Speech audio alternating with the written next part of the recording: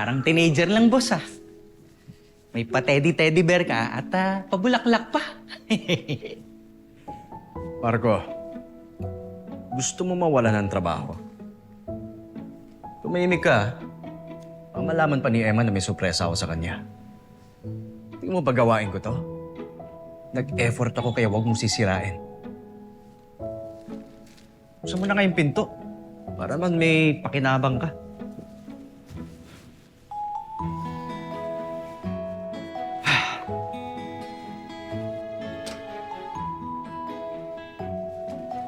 Tabi. Emma, meron. Emma? Emma?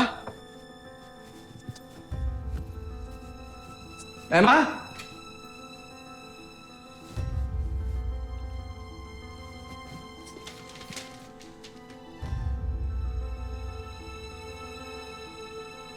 Boss, ano sabi? Nag-resign siya. Resign siya. Di pwede to eh. Ay, ayan, Emma.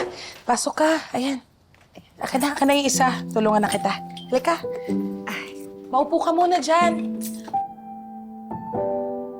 Maliit lang tong lugar ko, tsaka mainit. Lor, salamat ah. Huwag kang mag-alala, pansamantala lang to, maghahanap din ako ng malilipatan ko. Ano ka ba? Maliit na bagay. Kung gusto mo, pwede naman tayong maghati para mabawas-bawasan naman yung gastos ko. Talaga? O sige, kung gusto mo sumama ka sa akin, maghanap tayo ng mas malaki-laking apartment. Ay, sige. Gusto ko yan. Oo. Okay ka lang dyan? Ah, okay.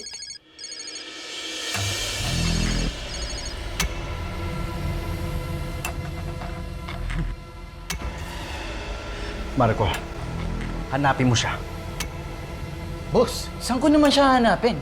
Hindi ko alam. Ewan ko, gawa mo ng paraan. Paano mo naman hahanapin yung ayaw magpahanap? Basta, hanapin mo!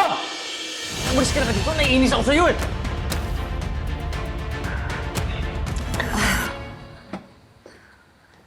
Alam mo ba, Flor, ayaw maniwala ni Danilo sa akin na merong nilagay si Logan dun sa wine ko.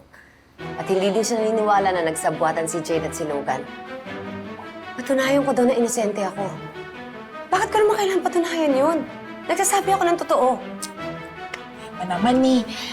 Ganun naman talaga ang mundo, di ba? Lagi nating kailangan patunayan ang mga sarili natin. Pero sige lang, go. Patunayan mo kay Danilo na nagsasabi ka ng totoo para maniwala at manahimik. Pero mukhang mahirap yun eh. Bakit? Girl, bukas na ang kasal nila ng bimonita mong kapatid. O paano? Hindi isang araw na lang ang chance mo para patunayan na magkasabot talaga si Jade at si Boss Logan.